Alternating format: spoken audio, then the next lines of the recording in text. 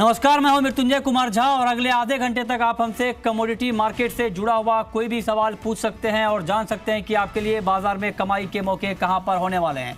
हमारा toll free number है 1800-180-3545। साथ ही आप 0120-4258-237 पर भी अपना सवाल पूछ सकते हैं। और चलिए सवाल जवाब का सिलसिला शुरू करेंगे, लेकिन सबसे पहले नज़र मार्केट के ताज़ा हाल पर कि फिलहाल बाजार में किस तरह का एक्शन देखने को मिल रहा है। शाम के कारोबार में ताज़ा अपडेट मार्केट का क्या है, ये हम आपको बताने जा रहे हैं कि इवनिंग मार्केट में किस तरह की हलचल हो रही है। गोल्ड में करीब 102 रुपये की तेज़ी है, 28,679 के स्तर पर है एमसीएक्स पर गोल्ड। इसके अलावा अगर बात करें सिल्वर की तो यहाँ पर 277 रुपये की मजबूती है, 38,254 के स्तर पर शाम के कारोबार में एमसीएक्स पर चांदी में ट्रेड हो रहा है। इसके अलावा कच्चा तेल करीब 1% ऊपर है, अच्छी रिकवरी आई है, निचले स्तर से 2769 का लेवल यहाँ पर देखने को मिल रहा है। और साथ ही बात करें कुछ और काउंटर की तो नेचुरल गैस में करीब 1% की मजबूती है, 188 के ऊपर है एमसीएक्स पर नेचुरल गैस का भाव। तो मार्केट में जो गिरावट आई थी हाल के दिनों में, उस गिरावट के बाद मार्केट रिकवर हुआ है। मेटल का मार्केट भी रिकवर हुआ है, कॉपर में करीब 0.5% की मजबूती है, 372 का लेवल आप देख पा रहे हैं इस वक्त एमसीएक्स पर कॉपर में। निकिल में करीब 20 पैसे की बढ़त है और 578 रुपये के ऊपर एमसीएक्स पर निकिल में कारोबार होता हुआ दिख रहा है। तो ये आप देख रहे हैं मार्केट का ताज़ा हाल, किस तरह का एक्शन शाम के कारोबार में मार्केट में दिख रहा है। और अब बात करते हैं बम्पर कॉल की, जहां पर आपको आज के लिए सबसे ज़्यादा मुनाफा मिलने की संभावना है, ये हम आपको बताने जा रहे हैं। और आज की पहली बम्पर कॉल है कॉपर, जहां पे 368 के स्तर पर बाइंग की सलाह है, 374 का टारगेट होगा, 365 रुपये के स्तर पर आप स्टॉप लॉस लगाएं। दूसरी महत्वपूर्ण कॉल जहां पर आप कमाई कर सकते हैं, मुनाफा कमा सकते हैं आज के लिए गोल्ड, और गोल्ड में 28,600 का भाव बाइंग के लिहाज से अट्रैक्टिव होगा, 28,850 रुपये का टारगेट आपको देखने को मिल सकता है। तो गोल्ड में यहाँ पर बाइंग की कॉल दी गई है। साथ ही बात करें कुछ और काउंटर की तो वहाँ पर आप किस तरह से ट्रेड कर सकते हैं, ये हम आपको बता रहे हैं। कॉपर में 369 का लेवल बाइंग के लिहाज से अट्रैक्टिव होगा, 374 रुपये का स्टॉप लॉस आप लगा सकते हैं, 366 के स्तर पर स्टॉप लॉस लगाएं, 374 का टारगेट होगा। तो ये कोई महत्वपूर्ण कॉल जहां पर आप कमाई कर सकते हैं।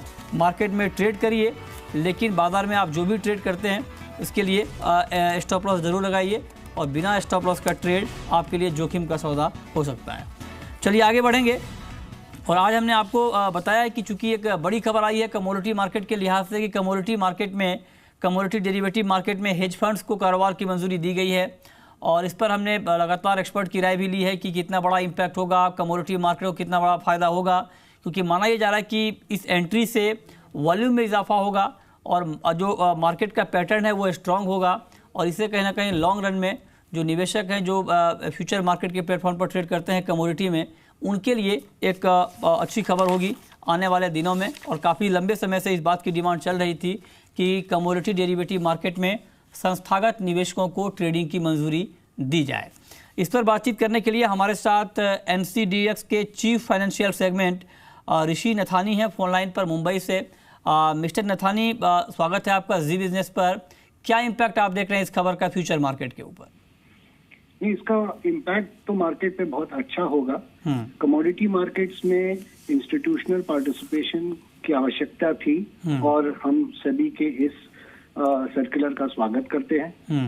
इससे क्या होगा कि मार्केट्स में लिक्विडिटी और डेप्थ दोनों ही बढ़ेगी और पार्टिसिपेशन भी बढ़ेगा। तो हम आशा करते हैं कि इससे मार्केट में ओवरऑल काफी सुधार आएगा। और जो बीच में चिंता जाहिर होती है फ्यूचर प्लेटफॉर्म को लेकर के, कई बार दिक्कतें आती हैं डिलीवरी को लेकर के या फिर बाकी इश्यूज आते हैं, क्या आपको लगता है कि संस्थागत निवेशकों की भागीदारी बढ़ने से ये समस्याएं दूर हो पाएंगी? देखिए, क्या होता है कि कोई भी मार्केट में जब मार्केट खुलता है और ज्यादा लोगों को पार्टिसिपेट करने का मौका मिलता है और स्पेशली इंस्टीट्यूशनल पार्टिसिपेशन बढ़ता है, तो मार्केट में गहराई बढ़ती है, मार्केट में स्थिरता आती है। तो हम तो यही आशा करते हैं कि जितनी इंस्टीट्यूशनल पार्टिसिपेशन बढ़ेगी उतनी मार्केट में गहराई और स्थिरता आएगी और प्राइस डिस्कवरी बेटर होगा।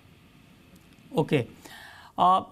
मिस्टर नथानी, मेरा एक सवाल आपसे और होगा, चूँकि ऑप्शन अभी आने वाला है और सेबी की तरफ से हरी झंडी मिल गई है, ऐसे में क्या ये माना जाए कि आने वाले समय में या फिर अगले 3 से 4 महीने में कमोडिटी मार्केट में एक बड़ी ग्रोथ आएगी, क्योंकि एक तो ऑप्शन लॉन्च होगा और दूसरा कि अब नई एंट्री हो रही है पार्टिसिपेशन की, तो क्या ये माना जाए कि वॉल्यूम में या फिर ओवरऑल जो ट्रेड है उसमें उछाल देखने को मिलेगा? देखिए, बात ये है कि जब कमोडिटी मार्केट खुलेगा, जैसे ऑप्शंस आप कह रहे हैं, ऑप्शंस आएंगे, एआईएफ्स को अलाउ किया जाएगा, तो ये तो एक प्रगतिशील तरीके से कमोडिटी मार्केट्स में वॉल्यूम्स भी बढ़ने चाहिए, पार्टिसिपेशन भी बढ़ना चाहिए और ओवरऑल कमोडिटी मार्केट्स का साइज भी बढ़ना चाहिए। जैसा कि आप देखेंगे विश्व में कमोडिटी मार्केट्स का साइज बहुत बड़ा है, लेकिन इंडिया में उतना बड़ा हुआ नहीं अभी तक। लेकिन अब जैसे जैसे सेबी के ये सब परमिशंस आएंगे और पार्टिसिपेशन बढ़ेगा, प्रोडक्ट्स बढ़ेंगे, तो हम यही आशा करते हैं कमोडिटी मार्केट्स में भी काफी अच्छा प्रगति होगा। ऑप्शन ट्रेडिंग आप लोग कब तक लॉन्च कर रहे हैं? हम आशा करते हैं, जैसे हमारे एमडी ने कहा भी था कि हम लोग महीने डेढ़ महीने में इसके ऊपर कुछ आगे सर्कुलर निकालने का विचार है।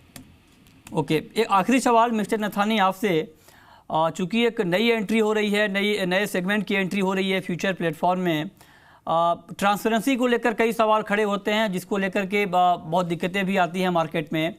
क्या ये जो नए प्लेयर आ रहे हैं, क्या इनको ये एश्योर किया गया है या इनको ये एश्योर किया जाएगा कि आपका ट्रेड पूरी तरह से सुरक्षित है फ्यूचर प्लेटफॉर्म पर और जो दिक्कतें पास्ट में हुई हैं वो दिक्कतें अब नहीं आने वाली हैं? देखिए, बात ये है कि कोई भी प्लेयर हो, चाहे नए प्लेयर हो चाहे एग्जिस्टिंग मौजूदा प्लेयर हो, एक्सचेंज का तो सबके तरफ से एक ही नजरिया होता है और सबको ही हम अश्योर करते हैं कि सबके ट्रेड सही तरीके से होंगे। तो ऐसा कुछ नहीं है कि नए प्लेयर को ही सिर्फ अश्योर करना है। और कमोडिटी मार्केट्स में चूंकि सेबी जैसा स्थिर रेगुलेटर है, तो लोगों का कॉन्फिडेंस अपने आप बढ़ेगा।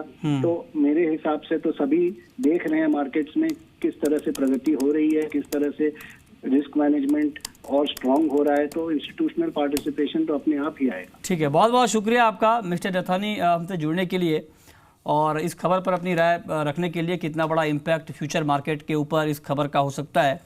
चलिए आगे बढ़ते हैं और अब बात करते हैं कि आज मार्केट में किस तरह का एक्शन यहाँ पर एक्सपेक्टेड है। हमारे साथ दो एक्सपर्ट हैं। हमारे साथ अजय बहेती हैं मोतीलाल ओसवाल कमोडिटी के मुंबई से, और साथ ही अजय केडिया हैं केडिया कमोडिटी के एमडी। आप दोनों का बहुत बहुत स्वागत है कार्यक्रम में। मेरा पहला सवाल आपसे ये होगा अजय बहेती कि गोल्ड और सिल्वर में एक तेज़ी का रुख यहाँ पर देखने को मिल रहा है। क्या आज के कारोबार में आपको लगता है कि 28,800 के ऊपर गोल्ड का भाव जाएगा? Good evening Mrityunjay. अगर हम स्पेसिफिकली आज अगर इंट्राडे की बात करें तो मुझे लगता है आज का जो उछाल है ये बस एक उछाल ही है और प्रॉबेबली एक प्रॉफिट बुकिंग ही है। पिछले एक हफ्ते से देखें तो गोल्ड और सिल्वर में कंसिस्टेंटली हमने गिरावट देखी है, तो मुझे लगता है सूनर और लेटर गोल्ड में जो प्रीवियस डाउन ट्रेंड है वो रिज्यूम हो जाएगा। अगर आज स्पेसिफिक इंट्राडे पर्सपेक्टिव बात करूँ तो मुझे लगता है M6 गोल्ड में 28,750 के आसपास एक स्ट्रॉन्ग रेजिस्टेंस है, तो पुल बैक वहाँ तक आ सकता है, लेकिन मुझे लगता है वहाँ पर एक सेलिंग अपॉर्चुनिटी है। एट द सेम टाइम लेकिन सिल्वर में कहीं ना कहीं रिलेटिवली स्ट्रेंथ है, क्योंकि बेस मेटल्स में कहीं ना कहीं स्ट्रेंथ है। तो मुझे लगता है सिल्वर पे शॉर्ट जाना ठीक नहीं रहेगा, सिल्वर पे डिप बाइंग की एडवाइस रहेगी। ओके, ठीक है। आपका व्यू अजय केडिया क्या होगा गोल्ड और सिल्वर को लेकर? Good evening Mrityunjay. देखिए, पिछले 7 दिन से हमने जो गिरावट देखी या फेड की अपडेट के बाद जो गिरावट देखी वो काफ़ी कंटिन्यू थी। मुझे लगता है प्राइजेस बॉटम आउट हो चुके हैं, खास करके अगर $1240 की बात करें इंटरनेशनल में काफ़ी अहम सपोर्ट है। वहीं अगर चांदी की बात करें तो हमने काफ़ी अच्छी गिरावट देखी, 1640 का भी लेवल एक बार ब्रीच कर चुका था। बट आज की जो रिकवरी है मुझे लगता है ये सस्टेनेबल रिकवरी, खास करके अगर चांदी की बात करें तो जो ऊपर में मुझे लगता है वापस $17 के करीब चांदी, जबकि गोल्ड में अभी भी इंपॉर्टेंट रहेगा वो $1272 रहेगा। अगर ये ब्रेक कर जाता तो मुझे लगता है कि ज़्यादा गिरावट नहीं रहनी चाहिए प्राइजेस में। जिस ढंग से डॉलर इंडेक्स में गिरावट का रुख बना हुआ है और 97 का इंपॉर्टेंट लेवल है, इसके नीचे ट्रेड करता है, तो मुझे लगता है आने वाले दिनों में गोल्ड और खास करके चांदी में ज़्यादा तेजी की गुंजाइश नज़र आती है। ओके, ठीक है। चलिए, हमारे साथ अब कॉलर जुड़े हैं। हमारे साथ राजकुमार हैं बीकानेर से। राजकुमार, पूछिए अपना सवाल। हेलो जी, पूछिए। 2770 रुपये में 2 लोट मैंने क्रूड की सेल कर रखे हैं और जिंक बाई कर रखा है 170 रुपये में। क्या करना चाहिए इनको अजय बहेती क्रूड और जिंक में? देखिए, क्रूड में तो डाउन ट्रेंड इंटैक्ट है, मुझे लगता है क्रूड के पोजीशन में अभी भी बने रह सकते हैं। मेरा क्रूड के लिए इंट्राडे में स्टॉप लॉस रहेगा 2870। आई थिंक शॉर्ट पोजीशन में बने रहना चाहिए। जहाँ तक जिंक की बात है, मुझे लगता है जिंक में आज एक शानदार रिकवरी हमने देखी है। तो जिंक डेफिनेटली पॉजिटिव ही लग रहा है शाम के सेशन में भी। 172 की तरफ डिप मिले तो बाइंग की एडवाइस रहेगी। ओके, ठीक है, इस पर आप नज़र रखिए। मेटल मार्केट को लेकर के अजय केडिया आपका ओवरऑल व्यू क्या है? क्या आपको लगता है कि आज कोई ऐसा काउंटर है मेटल में जहां पर ट्रेड करना बेहतर रहेगा?